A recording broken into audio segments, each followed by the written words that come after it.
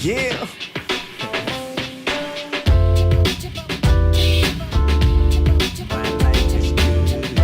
Hey, what is up guys, MKBHD here, and this is a NextDesk. So I realized I've owned one for a while, and there's been one in the background of my videos plenty of times, and I got a lot of questions about it after I posted my updated gear list on Kit, and there aren't that many videos about it, so I want to make this quick one. Basically, if you have cable management goals, or if you just want a high-tech desk, this is something to at least consider.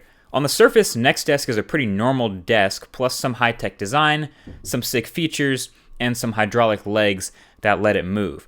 At its core, it's what's called a sit-stand desk. You've probably heard of it. You can sit at it, or you can stand at it. It's supposed to be healthier, blah, blah, blah, whatever. I just feel better standing up once in a while. And there are plenty of other motorized sit-stand desks, but this one just happens to be what I would say is top-notch, like the highest-end one you can get, or at least that I've found. There's this controller up at the front, and it has some up and down buttons, of course, and you can set up to 3 presets for heights. I generally have 2, my standing height and my sitting height, but it definitely goes even higher and even lower than I need, up to 51 inches high or 24.5 inches low. My standing height is usually around 46, 47 inches because that's the height where your arms are parallel to the desk while using the keyboard and the mouse. That's, I guess, the ergonomically correct way to line it up.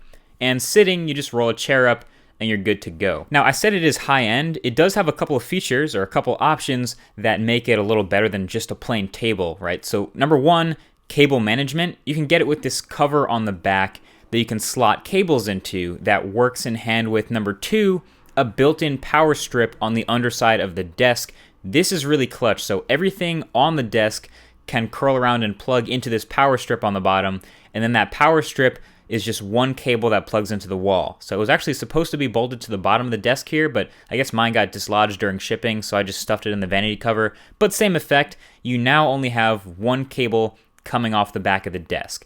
Also bolted to the bottom of the desk is the controller that's used to sync the legs up and power everything. So this is what helps the hydraulic legs move and raise up smoothly so that this desk can lift a lot of weight. And it can also double as a video tool to get some motion into shots if you want to, instead of getting fancy with a tripod. So it's smooth to raise up and then stop, and then it's also smooth to lower itself. It's not something you think about until you have it, but it's pretty neat and nice to have. Also, this grass is not real. Okay, moving on. There are several versions of this desk. This wood one is NextDesk Terra, and the one at my apartment you've seen is metal. It's the NextDesk Air Pro. And the difference between the Pro and non-Pro models is the number of legs, basically. The non-Pro has 2 legs, and the Pro has 4 legs, which actually helps a lot with support.